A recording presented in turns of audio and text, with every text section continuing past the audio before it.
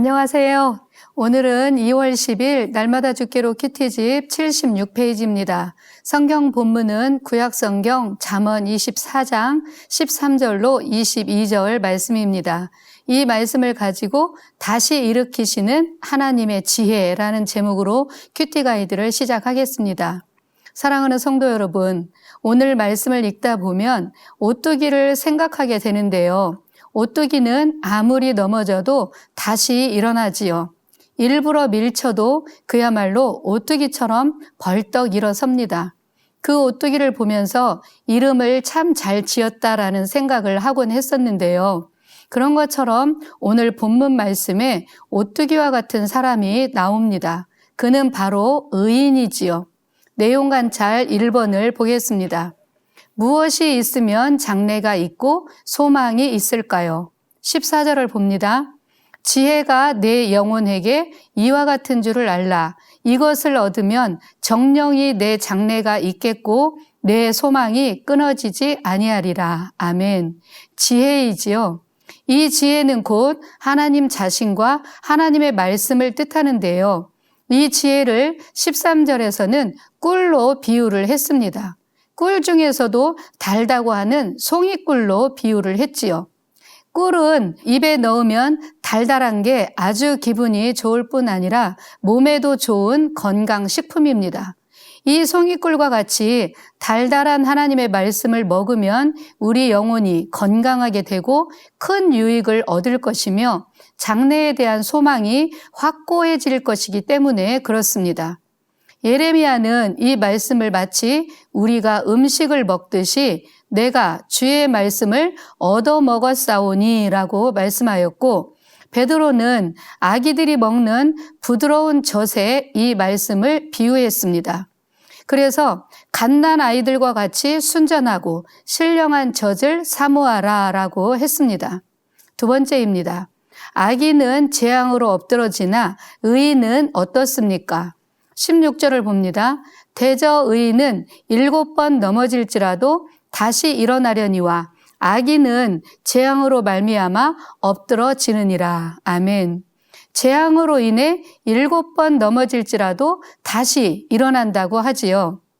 그것은 의인이라 할지라도 재앙으로 인해서 넘어질 수 있다는 것을 전제로 하는 말씀입니다. 우리가 하나님을 믿으면 하나님의 보호하심 아래서 넘어지지 말아야 되는데 그렇지가 않지요. 이 세상에서는 하나님을 잘 믿고자 노력할수록 더욱 핍박이 따르고 고난이 많은 것을 보게 됩니다. 바울은 아들과 같은 제자 디모데에게 권면하기를 무릇 그리스도 예수 안에서 경건하게 살고자 하는 자는 핍박을 받으리라고 했습니다. 이 세상에는 흔히 있는 일들로 불의와 의인은 언제나 충돌하지요.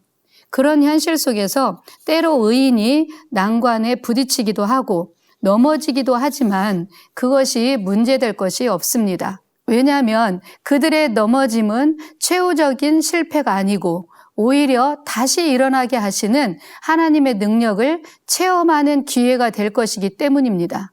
하나님은 의인이라고 하는 참된 성도들을 자기 자신과 같이 보호하심으로써 의인은 7번 넘어질지라도 다시 일어난다라고 말씀한 것입니다.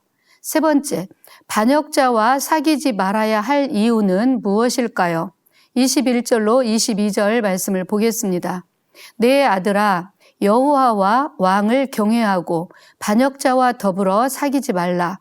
대저 그들의 재앙은 속히 임하리니 그 둘의 멸망을 누가 알랴. 아멘. 반역자들에게는 재앙이 임하는데 신속히 임한다고 합니다. 또 그들은 결국 멸망하게 됩니다.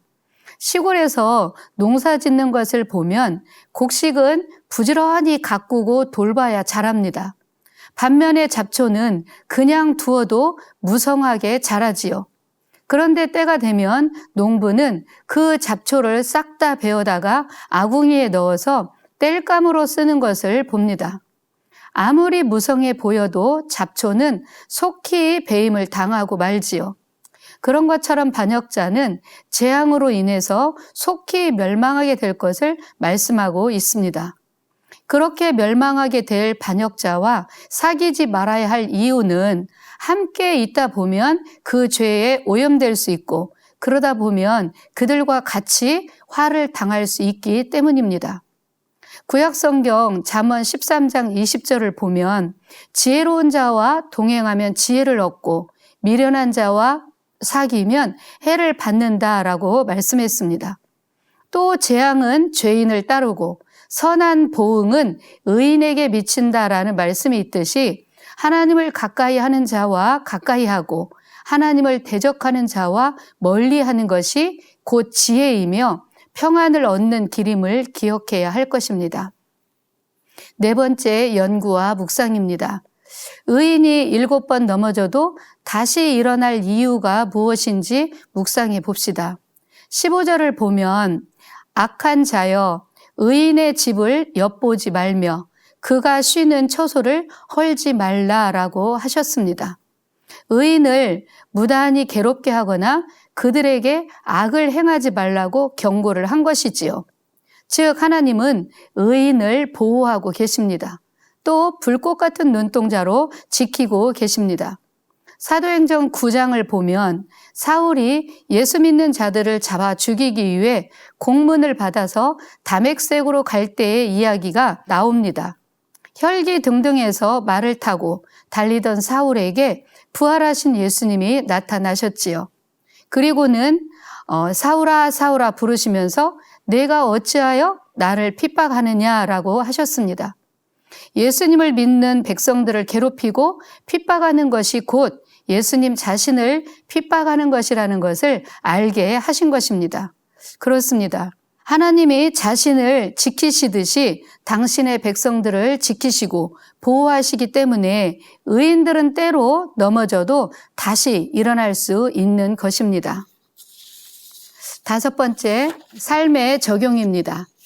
악인의 형통과 실패와 상관없이 하나님께 집중하는 방법은 무엇일지 생각해 봅시다. 그것은 곧 하나님의 말씀을 지식적으로만 머리로만 아는 것이 아니라 그 말씀을 달게 받아먹음으로써 우리의 영혼을 건강하게 해야 합니다.